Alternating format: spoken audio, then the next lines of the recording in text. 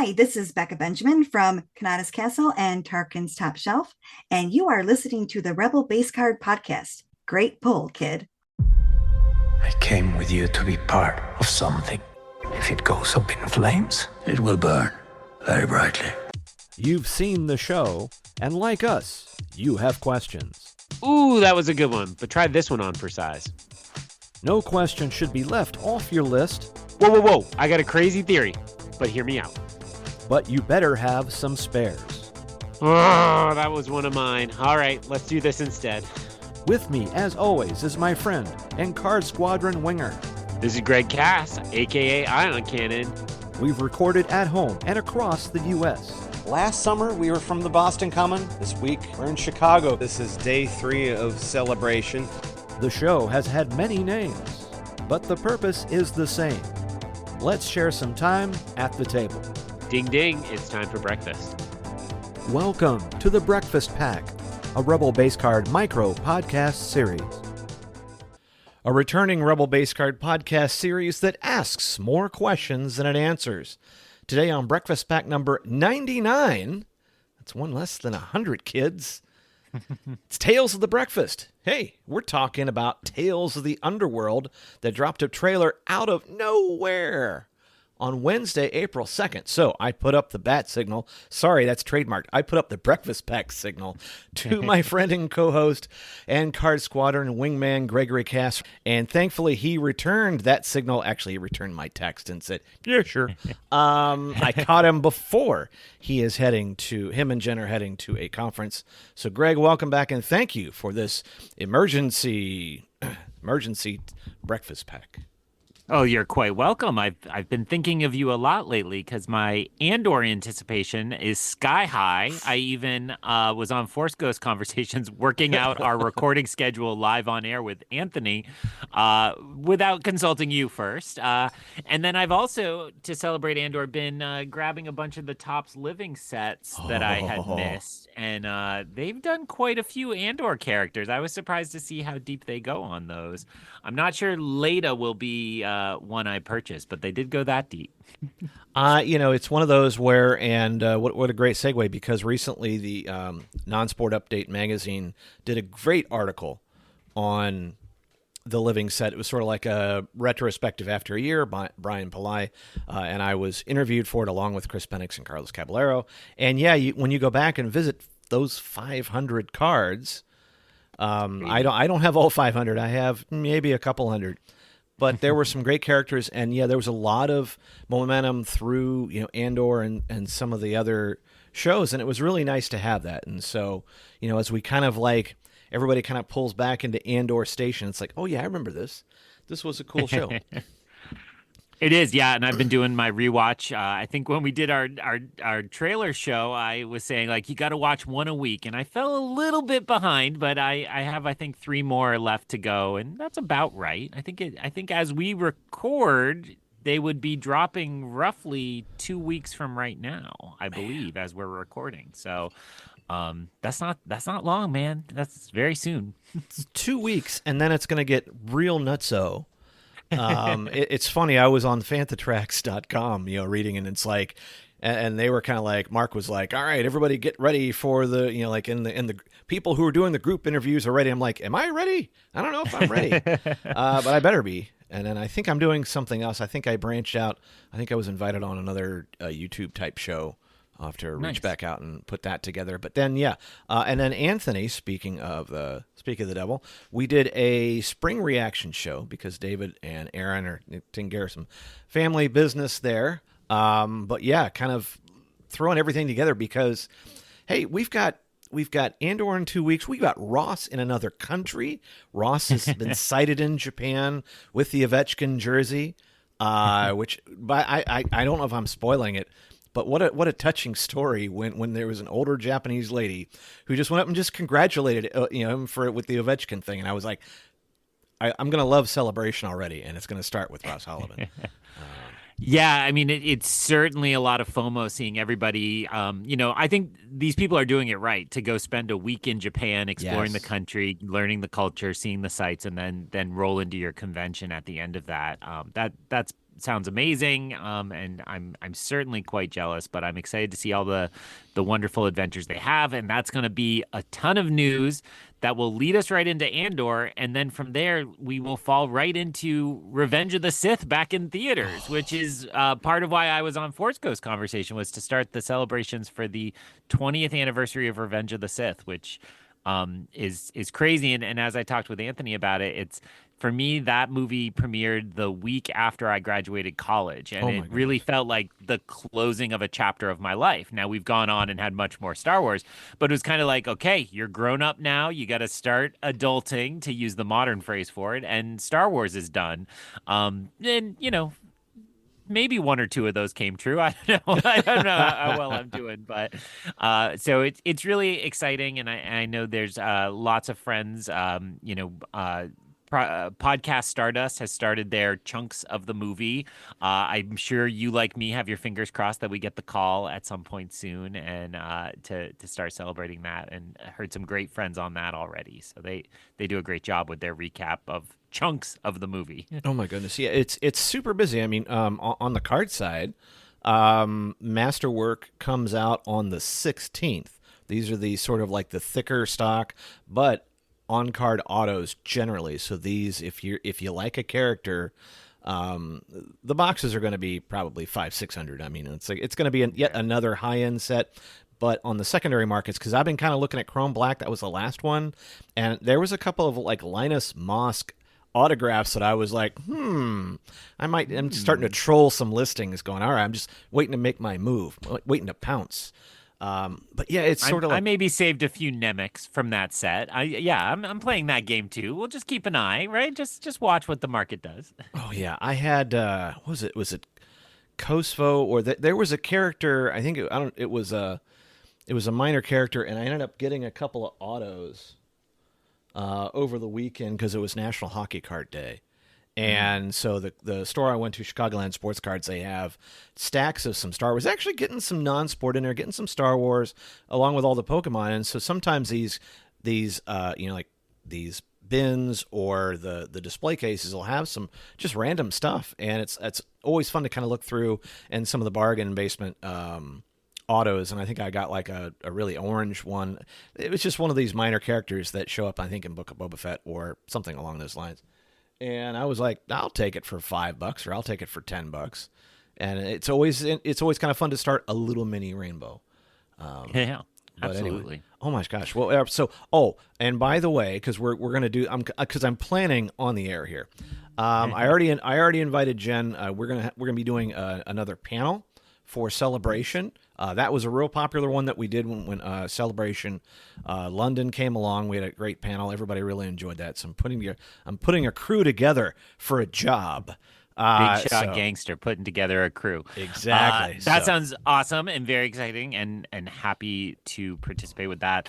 But before we leave cards, also note that they gave us some details on the next Unlimited set recently too, as if there weren't enough things. So Legends of the Force coming out with a Qui-Gon starter and a Darth Maul starter, and they've hinted at some great cards already. Now, I will say in my little crew, we were disappointed because Legends of the Force sounded to us like we might get Legends characters, and that does not yet seem to be true. It seems that these are probably more like just the heavy hitters in terms of the Force users, which is also fantastic. But I'm still got like a little hope. I mean, they know that word means a certain thing to people, and if you're talking about the theme of unlimited, you should be able to have any characters. And you know, I spend a lot of time on Star Wars Galaxy of Heroes, and they are allowed to bring in whoever they want. They got your Dash Rendar, they got your Mara Jade. So it seems possible that maybe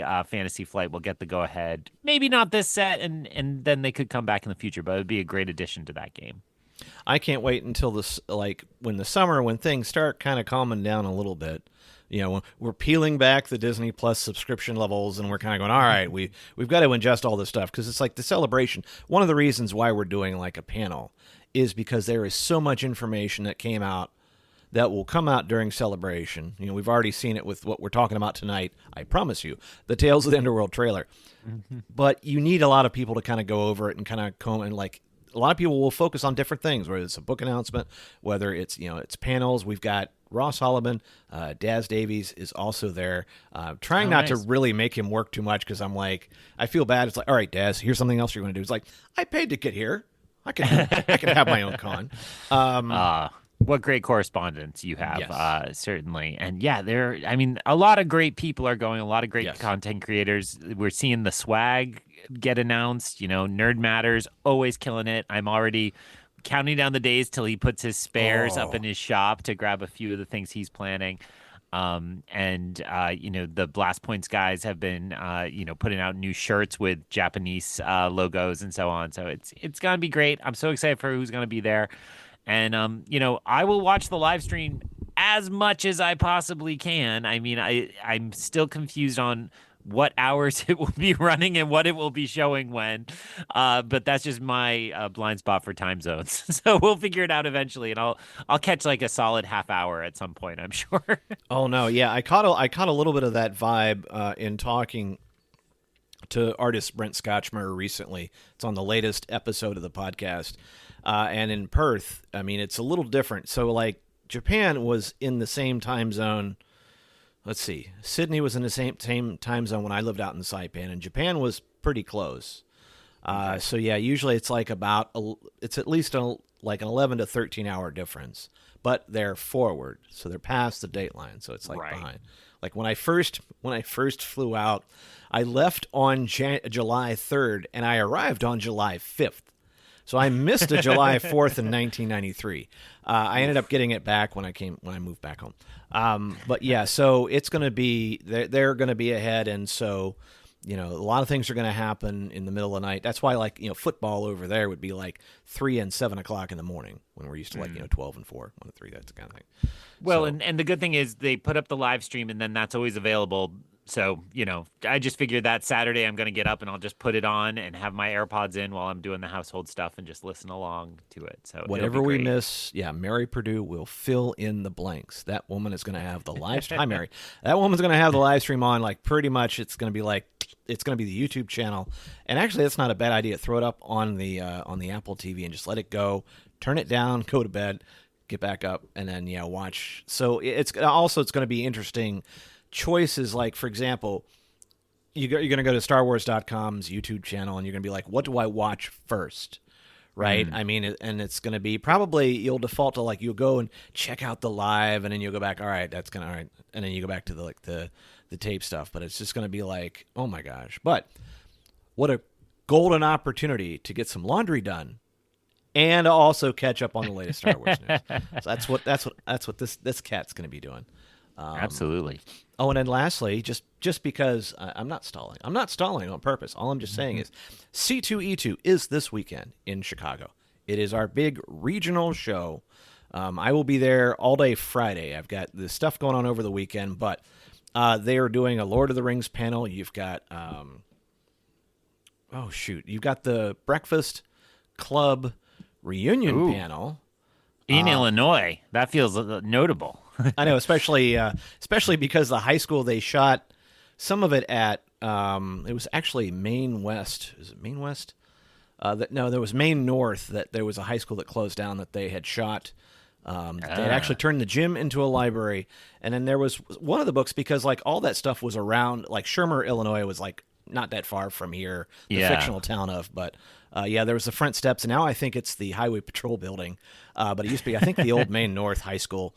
But I think you can still, I think the steps, the concrete steps and things from one of those. Cool. One of those movies is people will still go to and say, hey, like those annoying real ones like, did you know? And I'm like, next. I don't care, Mr. Robot Voice. All right. But we are here tonight to talk about Tales of the Underworld. And I am curious how much money I would have lost had I bet what this next session was going to be. So before we we're going to kind of just roll through the trailer. We're not going to play it because I don't want to get thrown off of whatever platform that I'm on. But I am curious, when you saw the news before you hit play on the trailer, what was kind of going through your mind? Were you like, was this what you were expecting or not? It's too late for a hot take, but give me a take. Yeah, well, so as you alluded to, I had no idea this was coming. I think I was teaching last Wednesday, and I got out, and I believe it was Mary in the Rebel Base Card official group chat had dropped it in and said, "Whoa," or check this out, and I was shocked because I hadn't been expecting anything, and then there are a lot of Ventress fans on that group chat, so people were very excited immediately. I was certainly assuming this would continue in the vein of kind of Force users, right? Or Okay. we'd had you know, I guess last year was Empire, but it was kind of about the Inquisitors still, and Morgan is a Force user and so on. So it was surprising to me that we went Underworld, but I'm totally here for it. I mean, as I've said before, I'm a child of the dark times, and the Tales of series of books was hugely influential on me. Tales of the Cantina, Tales of Jabba's Palace, and in that mix was Tales of the Bounty Hunters, which this is pretty close to, and so it was really exciting to see. It of course made sense after the fact because we got Ventress back in Bad Batch, and they told us that they understood they were kind of breaking the current canon version of her story and that they would explain it eventually. And Bad Batch, God love it, didn't do any of that work. So, it seemed like obvious after the fact that of course they'd come back and do these shorts to fill that in. I think a lot of fans seem very excited about this. I think a lot of fans are starting to say, when are we getting a full animated series? Because, we've had these great shorts. But it doesn't look like there's an announcement panel at Star Wars Celebration, or it could be a surprise, right? But Right. there's nothing on the schedule that looks like the big new announcement from Lucasfilm Animation. So, for now, Visions and Tales of the Underworld, I'll take it. These are great. These are great additions. How did you feel when you saw Tales of the Underworld? I was, whenever you see like the characters, now you kind of think about, like, I think before it seemed a little more wide open. My memory is fuzzy, but then like as it started kind of went down last year, we had the Morgan Elsbeth and we had Barasafi. And in this case, when we saw like, okay, we have Cad Bane and Asajj Ventress, we go, all right, these are two heavy hitters. And it's probably a very easy sell to do some stories about baddies, right? You're like, okay, it's an interesting choice. I don't want to read too much into this as far as like, do they have a dartboard up there and go, all right, who are we going to do this year? Thunk. All right, it's going to be this and thunk. But it's I think it kind of makes sense because you do kind of get a little bit of carryover with Cad Bane from Book of Boba Fett. I still say the From the Desert Comes a Stranger, one of our most downloaded episodes. It just, a live action Cad Bane was awesome. But also there is a lot of, I think Asajj brings a kind of like Lady Gaga, right? She brings an audience with a very devoted audience and appeals to everyone. And so I'm ready for more. I thought this is you kind of think like, would it be like Jabba's Palace or would it be something else? But it also starts to go, all right, what would be next year? And yeah, this animation style, this is they've got this down, and they could give us so much more. And I'm surprised that they don't or won't. Maybe in a scenario, this is what we get with these kind of stories, and maybe there is another animation series that's coming that would use it because you could certainly do it on the cheap. Hey, we're all here anymore. As far as like, we've heard you, Disney Plus. It's expensive to make Star Wars. Take it easy, take it slow, have fun with it. This animation works, like, have you checked your 401ks lately? I mean, like, hey, I'm down for it. Let's all, I'm digging in, man. I'm telling you, I'm digging in.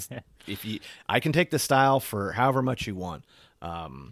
But yeah, I'm stealing this from Carl from Wampus Lair, my buddy. He, anytime somebody asks him like, what would you, green light if you were the one in charge of Lucasfilm right now, and it's always Clone Wars animation style, filling in after Return of the Jedi. And, again, there's been so much controversy, so much, fake outrage around AI generated Luke Skywalker and de-aged Harrison and Indiana Jones and why not just do this style of animation? You can recast the voices. We are all comfortable with different voices being used for the big three, among others. And it would be great. And also, you could get Mark Hamill perhaps to do Luke Skywalker's voice, and it would be fine with him. So you could get him to do anything voice wise. Yeah. That'd be great. Get him to do an original character, do something else. And yeah, I mean, how many characters have voiced Princess Leia, Shelby Young, and a cast of thousands? It's cool. And that one woman who did some bad tweets and got fired before she even aired as Princess Leia, as I recall.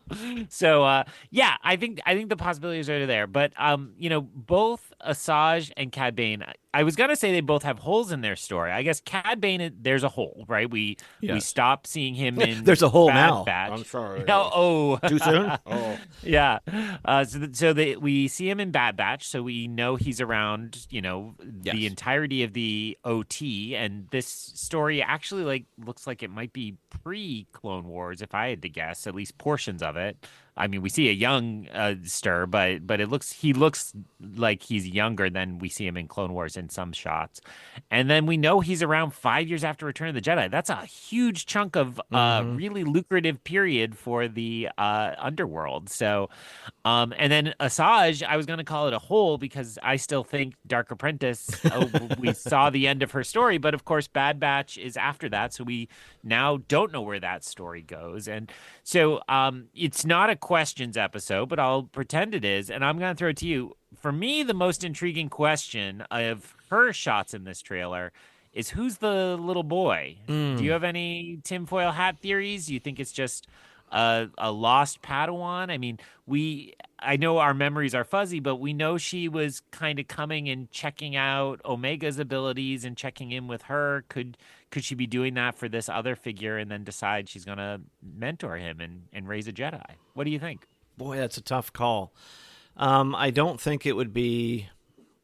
I'd almost say I'd rather it be someone we don't know, because one, that's free IP for them. Two, it would be interesting to hear another story, because then you have sort of a blank slate, and there would be a character that could perhaps move on. It's I kept thinking, I'm like, what? But I would like to know this character's backstory, and it's all great when it kind of ties back into Order 66. So if you got a little flashback, it wouldn't be the worst thing in the world. Yet another one, but yeah, I'm gonna say my reaction is I think it's somebody new, and that would be cool, because I think sometimes with Tales, I don't know if I go in with a ton of expectations. Yeah, keep it loose. Keep it loose. It's great. They're bingeable, although they could totally do these one per week. Once again, you're just so excited to show it to us. Here's it all at once. Like, all right, that's fine. Well, it could be. I mean, the Clone Wars micro series back in between the prequels did that with just 2 or 3 minute episodes each week. People showed up. Okay, so I think I agree with you that I would like it to be somebody new, but I've got some candidates. I think again, it's not entirely clear when these flashbacks are, so we might be a little fuzzy. Some buzz on the internet that could this help fill in Baylan Skull's backstory, which would be interesting.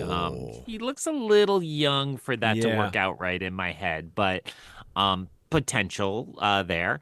I saw somebody thinking it could be a young Jude Law, right? To fill in his Skeleton Crew character's backstory. All right. Which would be kind of interesting, but I think you'd have to lean more into looking like Jude Law, since we know what Jude Law looks like too much. And this is one I have not seen on the internet, but I will throw it out as my tinfoil hat theory. I think he looks a little bit like Quinlan Vos. And I'm thinking that Obi-Wan Kenobi established that Quinlan Vos survived Order 66. And I'm thinking that Quinlan Vos was romantically linked to Asajj Ventress. And if I took Quinlan Vos's skin tone and mixed it with the chalky white of one Asajj Ventress, I don't think Asajj's kid is out of consideration. Like, if we're in the right time period, we could be far enough that could be true. I always go back to Carrie's Star Wars is about family. That's what makes it so powerful. How great would it be if we could get a new generation of bounty hunter here?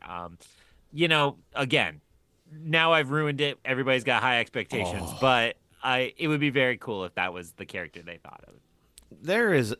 Speaking of holes, there is a hole in my life that is a Quinlan Voss size, and I'm telling you, bouncing around these series, I would hope that at some point we get to see him. The only thing I would say take that Tales of the Path any day, right? Track some of those Jedi who are running from the Empire. That would be really cool. you bring back some characters from Obi-Wan Kenobi. That would be a great way to do it. I don't think it's Baylan Skull because I think if Thrawn called him General, I think he'd need to be older. And the first one I thought, I'm like, Quinlan Voss. I'm like, wait a minute, unless we're talking about a multiverse here, I don't think I'm like, I like that as far as, that would be great. Because once again, it would be a character if it was like an offspring of the two that, that kind of tied back into Dark Disciple, but then created someone new. And then that person could go off and have adventures. And you could write him into whatever you want to your heart's content, whether it's a comic, whether it's a book, whether it's another animation series. Go to town and use Tales as a springboard. Fans would go crazy, whoever he is, if he then shows up in some project, if he shows up in Ahsoka Season 2, people would lose their mind, even though they've barely established him. So I think you're right that it's a smart use of this. And again, I don't have my heart set on him being a child of these two, but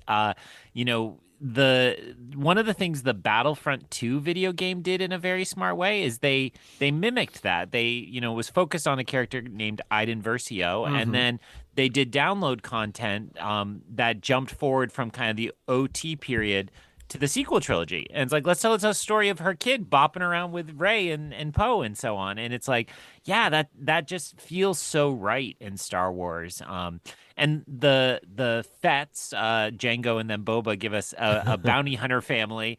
And, Boba's story is pretty clear. The lineage doesn't seem to have gone on, or you'd have some questions about why it never came up. But, it would be fun. And Legends played around with that. Boba Fett had a daughter in Legends eventually. And it was really fun to get a kind of crime family bit to it. So my money is on totally new character, but my heart might be on potentially a kid. So, well, and there's enough strings out there that you can tie some of this together, and it doesn't hurt anything. You're not messing with. You're not putting Luke in a time and a place. You're just going, hey, wouldn't it be cool? And sometimes there is that, there's sort of like the discontent that comes with like, oh my gosh, how does it have to be? But I'm like, hey, it's not a Skywalker. Yeah. But I'm thinking of Ki-Adi-Mundi in The Acolyte, where people are like, I have a trading card from 2002. It's like, that is the level. Look. Hi, kids. This is Ion Cannon. And Ion Cannon is telling you to chill because that stuff doesn't matter. Let's tell great stories and let's have fun. And I'm all for that kind of playing around. Like you said, there's enough potential here. You could do whatever you want without messing up the big events. Hey, kids, I have a lot of like Topps Empire Strike Back cards that have a lot of stuff written about characters that really wasn't even there. Like Obi-Wan Kenobi being Owen Lars's brother, that didn't come through. Yes, agreed. Yeah. Everything from Chewbacca's age to whatever. You know what though? What was I looking at today? Totally random thing. I bought an omnibus because I was kind of working on this project of trying to adapt an old Star Wars RPG module that I wrote into like a comic. And so I was getting some inspiration. So I got off eBay. I got one of the Star Wars omnibus, one of the many omnibi. Is omnibi plural of omnibus? I don't think so. But it went over like some of the newspaper strips.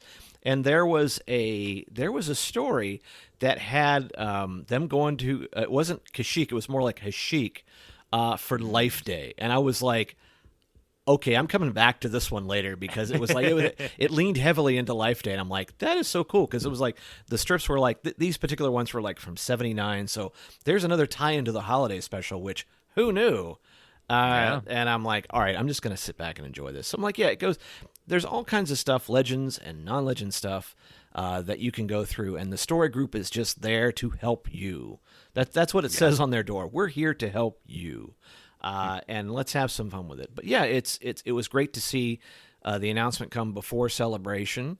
Although, like I said, it's one of those things where I'll be curious during Celebration. What are we going to get? What are they going to tell us? Or is it going to be all Mando all the time? I think Anthony and I kind of covered this a little bit on Spring Reactions. But boy, just so much that's going to be densely packed into these next few weeks. Speaking of densely packed, I am kind of curious when we go into the trailer itself. There's some allusions to this story regarding. I want to jump to it because I know so little about this part where you have the Cad Bane story, and either is it a friend? Is it a relative? Is it a rival? Who is this other person? And let me put you on the spot, Ion Cannon. What's the race of Cad Bane? Who are they? I know they come from, the Cantina in A New Hope, but do we know the race of these folks?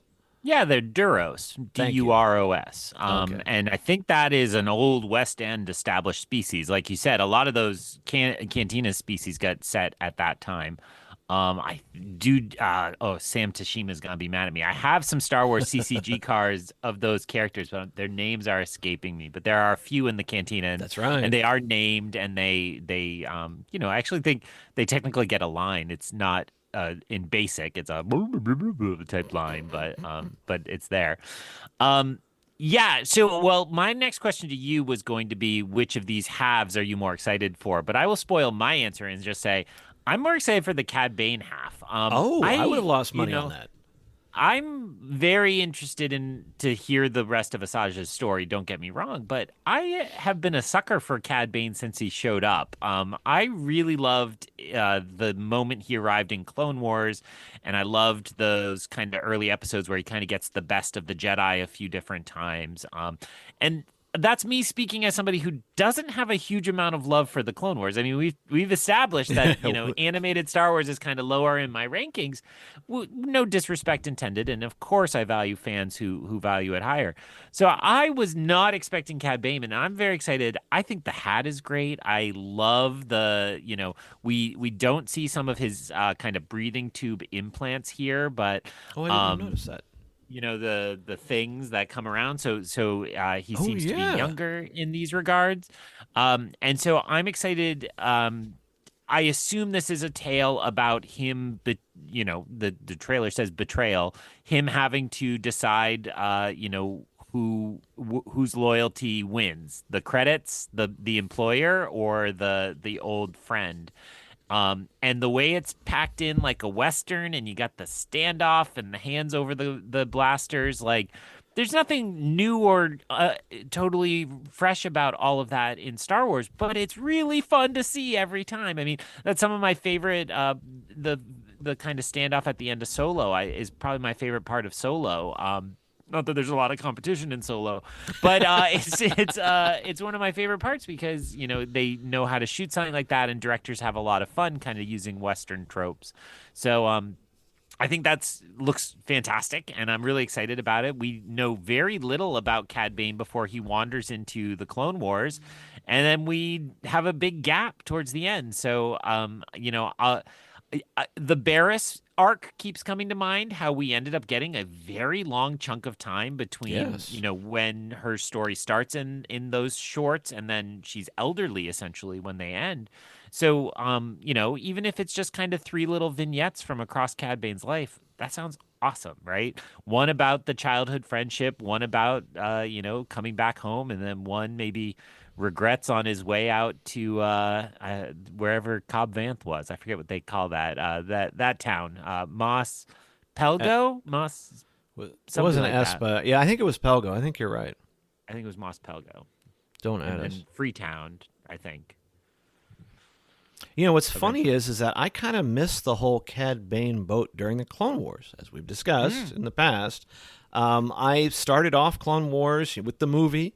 Took my son to the movie, and then we started watching it, and I kind of fell off after that. It just didn't really keep me. So I missed all the Cad Bane stuff. So really, I was a Johnny come much later to Cad Bane. Asajj Ventress, on the other hand, I did remember seeing a lot of those Kaspersky. Tartakovsky. Kaspersky? No, that's an antivirus client. Tartakovsky. Cartoons. Don't at me. And so I remember Asajj Ventress. Yeah. So I was kind of like, I like her. I probably have more familiarity with her than Cad Bane. And so I was kind of going back and in Cad Bane, and then, but I was very stoked to see him, of course, the live action one in Book of Boba Fett. So yeah, and great call out on the breathing tubes. And so I'm wondering if that's what we'll see. But I think it's one of those where it was funny. I was listening to another podcast talk about Paramount Plus's luck with streaming Gunsmoke. Now this is an old Western. It was on for 20 years. But it goes to show you that Westerns, have a long history of just working. I mean, there's a reason they ran them as long as they did. It's because it just works. And I think it's still the same thing with Cobb Vanth, right? And having a little bit of swagger and all that kind of stuff. It's just, Westerns just work. And so this character is very easy. There's a little Clint Eastwood in it. You get the hat, you get the toothpick and all that. And, he sells. He's a character that you can pretty much rely on. You wonder if you go back to the well once too often, much like with Boba Fett, does that spoil Cad Bane? But I don't know. Is it one of those things where it's like his character doesn't necessarily change, right? And so we kind of know that he's only going to get, if we're seeing a younger Cad Bane, he's only going to get, harder and more grizzled, and so that just might work. Yeah, well, and just because you said you're Johnny Come Lately, I'll add, one of the ways they described Cad Bane when he appeared, and I apologize that I don't know which guidebook, but one of the Clone Wars guidebooks at the time pointed out that the way they designed that character is that all of his gadgets and all of his kind of the breathing tubes, the booster rockets on his ankles, those are all directly to counter Jedi attacks, right? Ooh. You can't force choke somebody who breathes through tubes that are external, right? You crush his throat and he can still breathe. You can't force push somebody, or you can, but he can boost right back to where he was with those kind of ankle rockets and so on. And they had a few more gadgets at the time kind of establishing that, but that was inherent to his design. And so that to me says, like, well, if we're seeing this younger version of him and he's not that way yet, like, there must be some kind of conflict with the Jedi. And you just said that he gets harder and harder, which I think is right.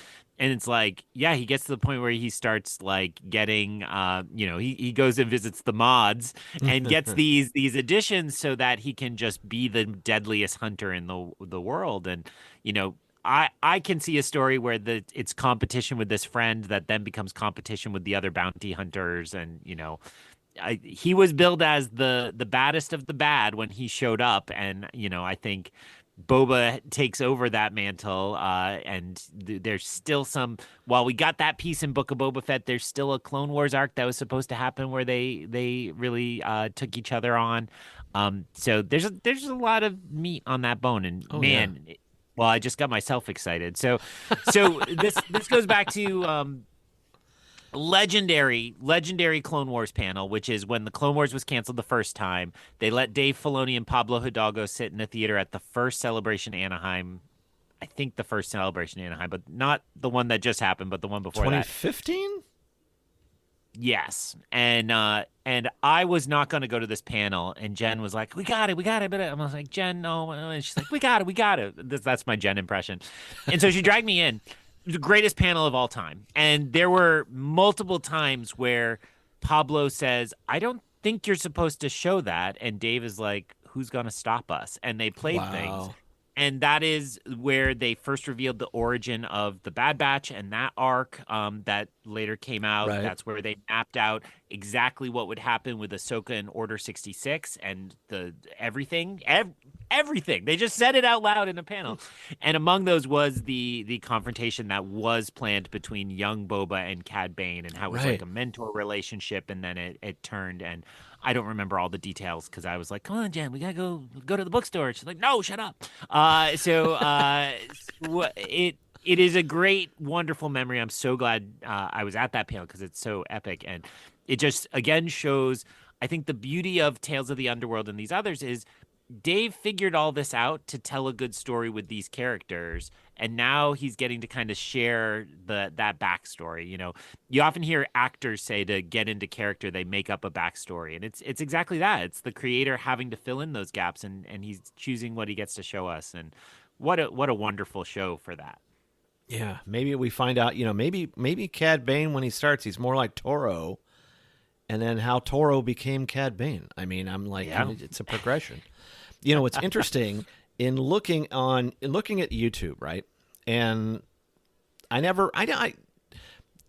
always sort of look at, when you think of analytics, and if you kind of scrub through, it's interesting where the beginning part, like the first, let's say like from like 30 to like 60, whatever, there's a little lull, and then it starts getting up. As soon as lightsabers start popping, this is where this trailer really starts getting replayed, and the most replayed, kicking back to Asajj for a minute, is about this interesting opponent of hers that has a red lightsaber.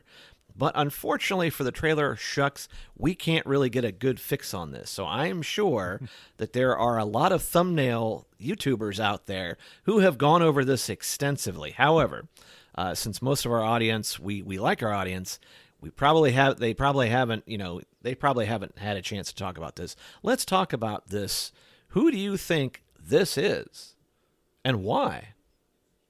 I mean, it feels, again, I'm going to go with the safe answer, which is it feels like an Inquisitor. And it seems to me this is the right time period that if she's made a name for herself as a bounty hunter with some Force abilities and a lightsaber, why wouldn't the Inquisitors come try to track her down just like any other Jedi? And so that could be related to the kid, or it could just be, it's Asajj, and we're going to find her and take her down. So, yeah, that's my answer. Kind of boring, but it looks like a new Inquisitor to me. It's not an Inquisitor I believe we've seen. There's one shot where you get a look at the face in a helmet, and it kind of looks like Dryden Voss's gang in design. It is not, but it kind of looks like his enforcers. That, I don't know if you had that Funko Pop that hung around Target for like 3 years after Solo, and nobody wanted to army build it. So it feels to me like that is a possibility. So I might go that way. Oh, that's interesting. Yeah, you have to. Oh, man, I almost had it. I almost had the right pause, but yeah, it does look like it has a helmet. There are some sinister-looking eyes. But yeah, you're right. It's probably an Inquisitor that didn't have the cool fifth brother colonial rebel hat. I don't still understand to this day. However, somehow it stayed on his head. But this could be, a brother or sister of some type. And it does kind of track that, an Inquisitor makes a pretty easy bad that you can throw up against. You still have plenty of them right now before Ezra and Kanan show up and Ahsoka and start like lessening their numbers by a lot. But yeah, that does kind of track. Here's another question I have for you. Sure. During this series, will Asajj and Cad cross paths? So precedence in this is that the two characters don't usually meet up. They're just their stories might echo each other or reflect each other. But I think it's more likely here than other times, especially since we know from Bad Batch that they're both active at the same period, kind of post Order 66. So I'm going to say no, just because of the precedence. But And that also might be that Cad Bane story is before Clone Wars and Asajj is clearly after. So I'm kind of leaning into that too. That but both would be around at both time periods, so it's very possible. Okay. All right. Yeah, it seems like they might. Just because it isn't like major factions. But you're right. I do think they'll probably keep it separate because it looks like with the Cad Bane storyline as well as Asajj that there's a lot going on. But you know the run times are like what, about 20 minutes? They're not, you know. I think shorter than that usually, right? Like 20 minutes for the 3 sometimes. I think, but yeah, I can't recall, but I remember them being very short. So I think like 15 to 20 at the longest. I think it's 15 to 20 at the longest. And the runtimes are always deceiving because then they have the like 20 minutes of credits attached. I was just finishing up Revenge of the Sith on Disney Plus, and it's like, you have 13 minutes remaining. And I was like, no, I don't. I finished that. Like I saw the looking at the sunset, and sure enough, there is 13 minutes left from when the credits roll because you get through the translator. It's going to be parts. The cutscenes of Papa Palps playing, you know, like solitaire while he's waiting for the droids to finish up Hayden. Do you have any more questions on the trailer as far as some things that you're seeing that you're scratching your head over? I don't. I mean, what I would ask just in general, as my last round would just be like, you know, are you going to have time to be excited about this? Or is there too much going on? Like, I think we were both in a place where neither of us were expecting something on May 4th, and now we've got these. Are you left super excited, or are you still kind of putting your money on Andor, or do we need to just welcome it all into the delicious Star Wars buffet? Oh, that is a great question. And in looking at the calendar, right, because this drops on, of course, May 4th. So we have the Andor first part. It's interesting because it'll show up between Andor Chunk 2 and Andor Chunk 3, right? Because Andor goes the 22nd, the 29th, and the 6th. May the 6th. What's it? You have May the 4th. Was it Revenge of the 5th? What is the 6th? I should know this, right? I've heard Revenge of the 6th, like Revenge of the Sith, but it's also silly. And Mark Hamill does a whole month. I don't. He's always having fun. I'm even, you know, like it's gonna find interesting because, you know, like I guess I would say by that time we'll have figured out how to record our show. I'll have figured out how to submit my review, right? Because I think, yeah, it is going to kind of get lost because then it will be like, all right, everybody's going to be after the 29th. It's all going to be Andor last part. Oh my gosh, can you believe it? Blah, blah, blah. And then, yeah, everybody's probably going to be transitioning right into Tales of the Underworld for the weeks after, which is kind of a shame, but still, the rest of May is kind of open. So on the one hand, it's a shame that they couldn't have maybe just put that Andor chunk on May the 4th, just like, hey, a couple days early, yay. They could still. Yeah, don't put it past them at this point. We're past Celebration. So, man, yeah, it does kind of get, yeah, where is all this stuff going to go?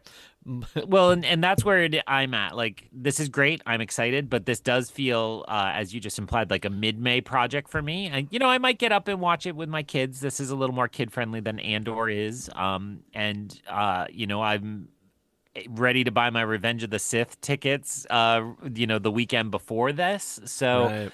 And then on May the 4th, I'm spending most of the day going to Fenway for Star Wars Day with my daughter. So it's like it does feel like a little difficult to fit this in, but you know, the beauty of the streaming age is that we have all of it all summer, and so, you know, we'll have time to get back and talk about it.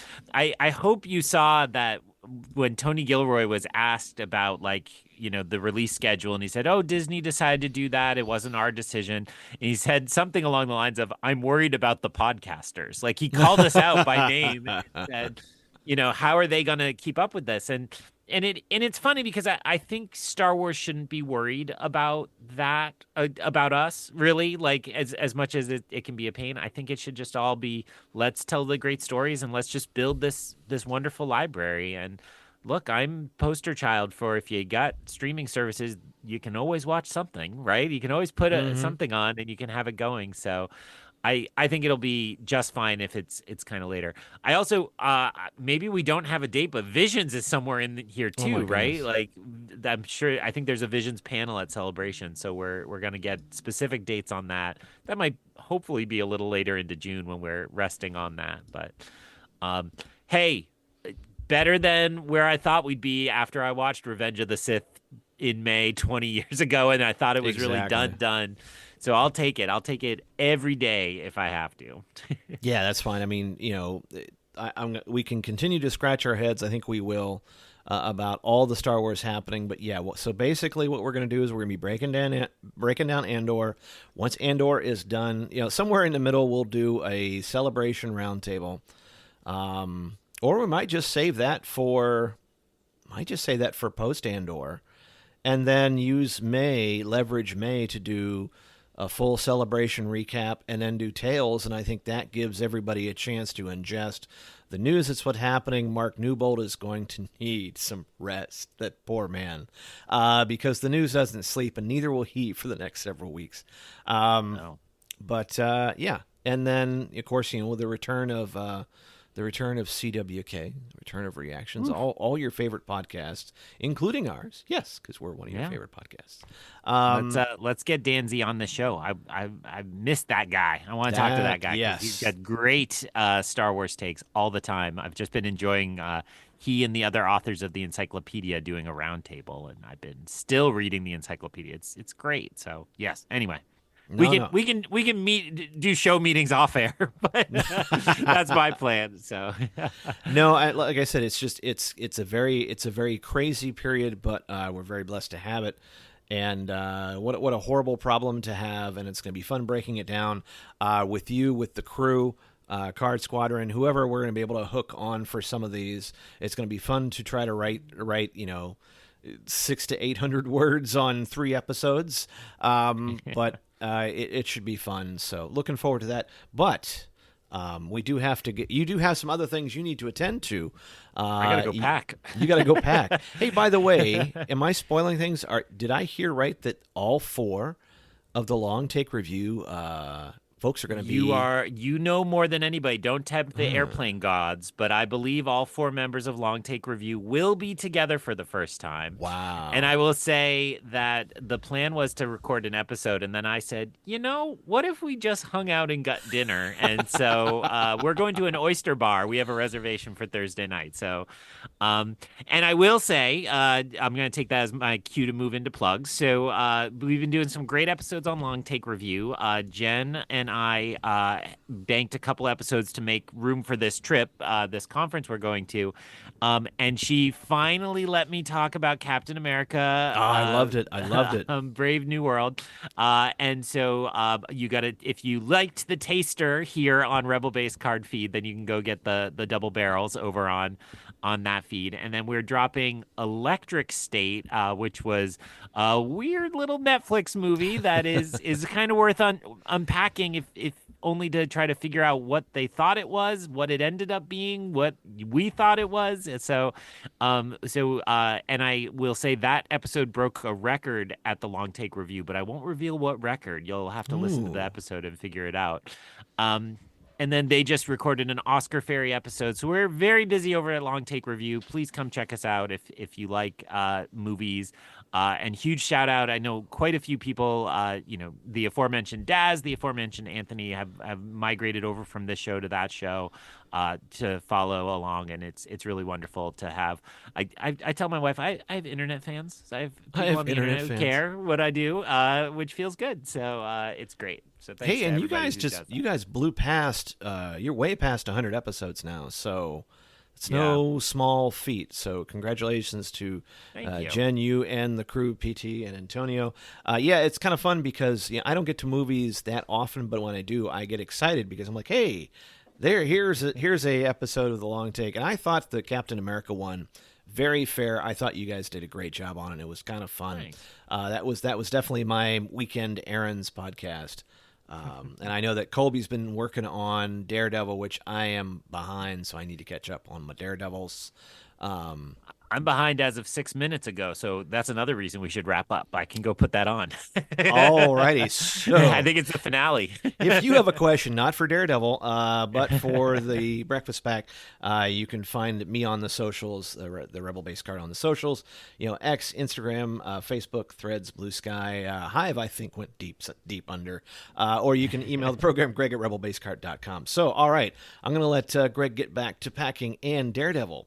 And we're going to let you get back to your podcast playlist already in progress. So at any rate, we'll be back soon with more questions. We hope somebody answers. There's so many questions. All right. For Greg and I, we'll talk to you soon. This podcast is not affiliated in any way with Topps, Disney, or Star Wars, nor is it endorsed by Disney or Lucasfilm, and is intended for entertainment and informational purposes only. All names and sounds and any other related items are properties of their respective trademarks and or copyright holders here in the U.S. and abroad. The official Star Wars website can be found at www.starwars.com. That's it.